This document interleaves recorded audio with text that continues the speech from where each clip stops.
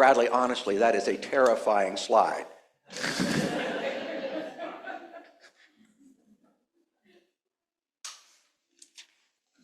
May the words of my mouth and the meditations of our hearts be acceptable in your sight, O God, our strength and our Redeemer. Amen.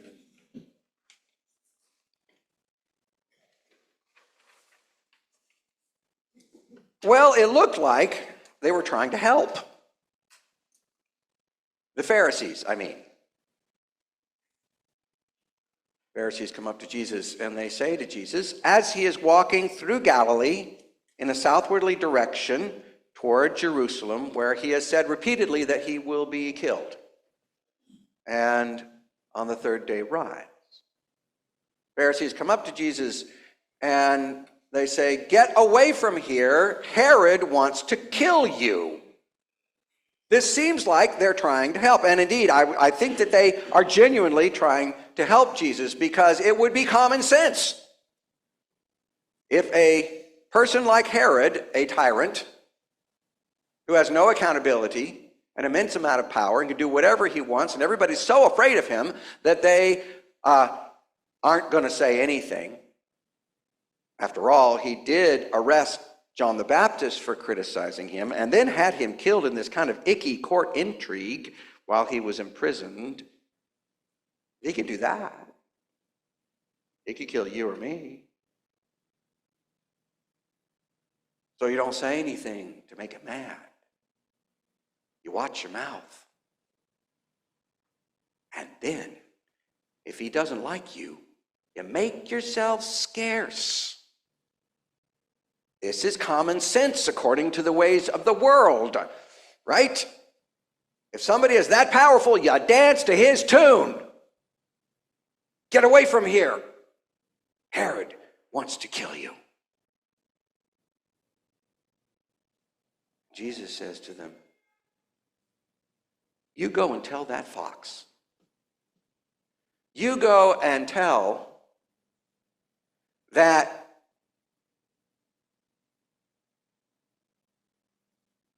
deceiving, scheming, lying tyrant that I am not going to dance to his tune.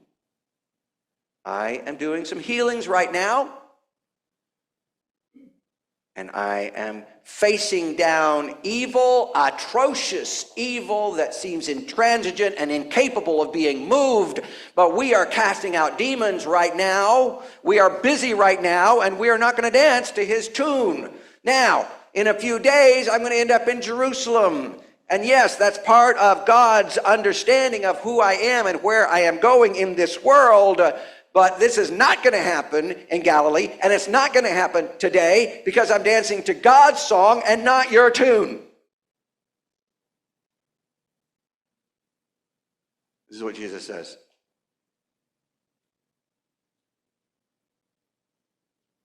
We are followers of Jesus. He is our leader. He is our king. A strange kind of king who rules the world by serving and saves the world by dying. Strange kind of king.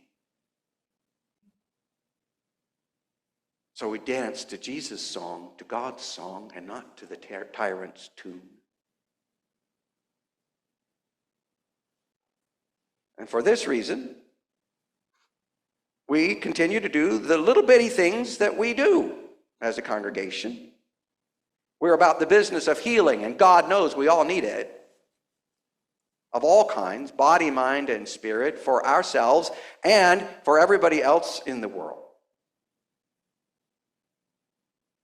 We're about the business of making sure people have enough food. We don't do an adequate job of it, but we are trying. For example, we are putting together the Easter baskets for St. Matthew's Area Ministries. We're putting together baby packets for folks who don't have money for diapers. Diapers are expensive little things, but they matter. We will continue to do this. And we will be about the business of casting out demons, like addiction, for each other and for folks in our community and in the world. We are about the business of loving one another and folks in the world. No matter who you love or what your gender identity is, Jesus loves you. And we will be about the business of your journey as well as our own. We are going to be about the business of combating racism and discrimination, and about the business of welcoming people who are desperate. We will continue to work with Kentucky Refugee Ministries and Lutheran Immigration Services and other ways of being a welcoming community, because that's God's song and not any tyrant's tune.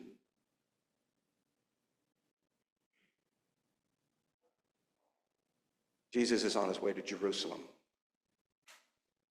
He is walking the journey of the cross. Now, it is unlikely that any of us would ever lose our lives because of any of this work. It's unlikely. But you never know.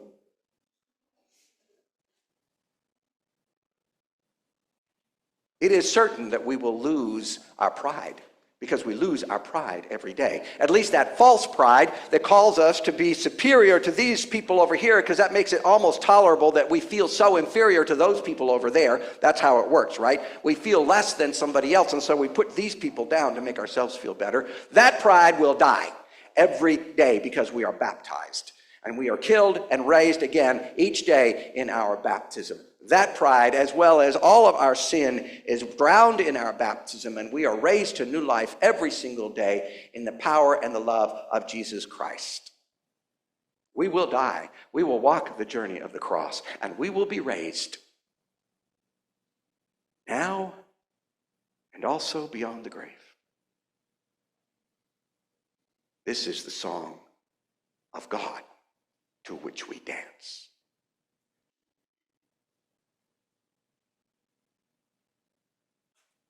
Jesus laments, cries out over Jerusalem.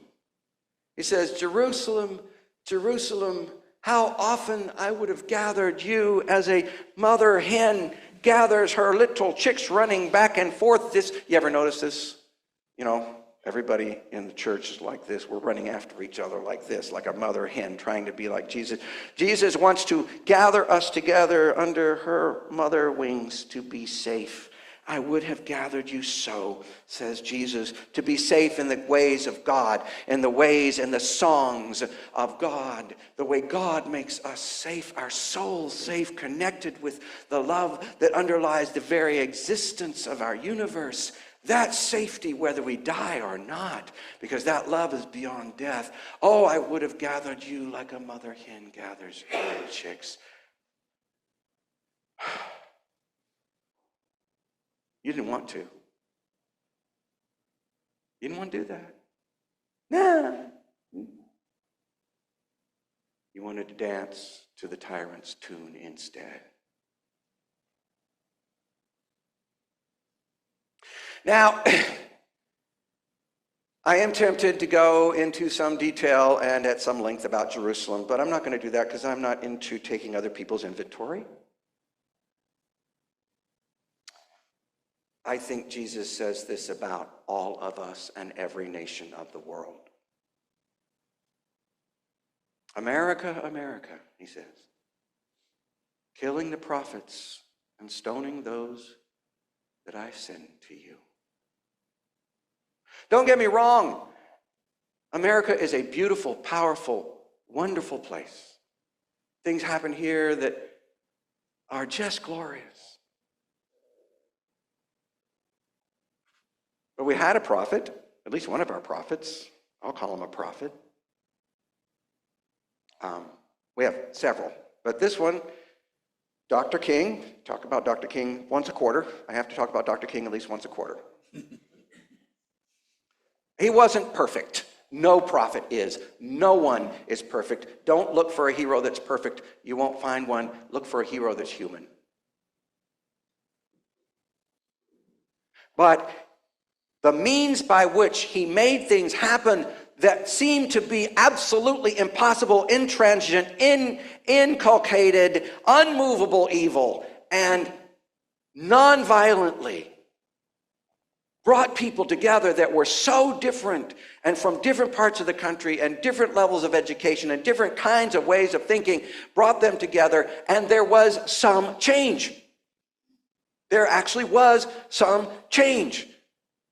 We still have a long way to go, but there was some change. And not only with regard to civil rights and discrimination and voting rights, but also he worked for peace, and he worked for people who are poor, and not just folks who are African American who are poor, but white folks and Hispanic folks and Asian folks, everybody who is poor, he got them together, and he wanted to bring an end to poverty in this nation. Casting out demons. And some random guy shot him. But it wasn't just a random guy. Because the contempt and the derision and the dismissal and the resentment fed that random guy. So in some ways, we killed Dr. King too. America. It's not just us either. India. Mohandas Gandhi worked a miracle. He read Tolstoy and he read Jesus, and he said, well, we can do this. And so he goes and he brings the entire nation out from under British imperial rule non-violently. And he worked for peace between Hindus and Muslims, and a fellow Hindu shot him. The same party that now runs India and claims Hinduism to be the Indian national religion. What would it be like if we had a national religion? What would it be? What would we be willing to do to make it and enforce it? India, killing the prophets. One more, Pakistan. Malala Yousafzai, a young lady, worked with her father to encourage other young ladies to engage in education and keep in education and expand their minds. And a member of the Taliban shot her in the head along with her two friends while she was riding the bus home from school. She survived, as did her friends. And she still works for women and young ladies to engage in education. Pakistan, says Jesus.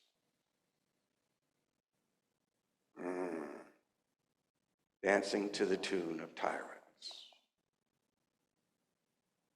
So here is some good news. In our second lesson first of all, in our first lesson for today, I wasn't going to put this in the sermon, but I am. In the first lesson for today, Abram says to God, I haven't seen the promise. Can you show me the promise? And sometimes I think we feel like we don't see the promise. Or the promise is different from what we expected. The promise is not coming about the way we wanted it to, or as fast as we wanted it to. And God says, here is the promise. I'm going to split these creatures, which was an old way of making a deal, of making a covenant. And what it says was, may whatever happened to these creatures happen to me if I break this covenant.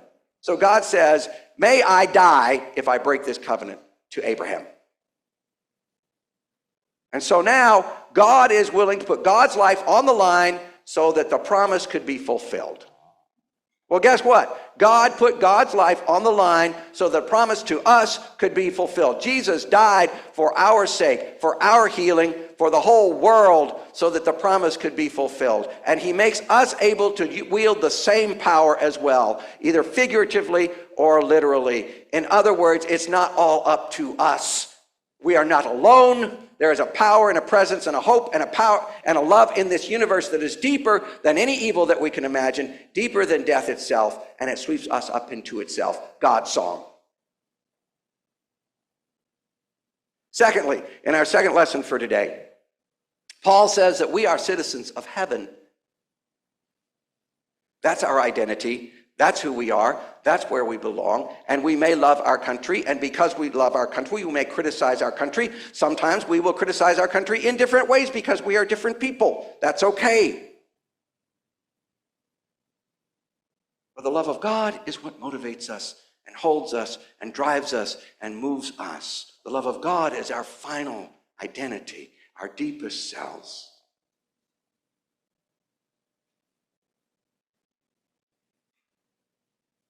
Every Sunday, we sing, "Blessed is the one who comes in the name of the Lord." Every Sunday, we sing, "Blessed is the one," God's song, God's love, God's hope. Thanks be to God.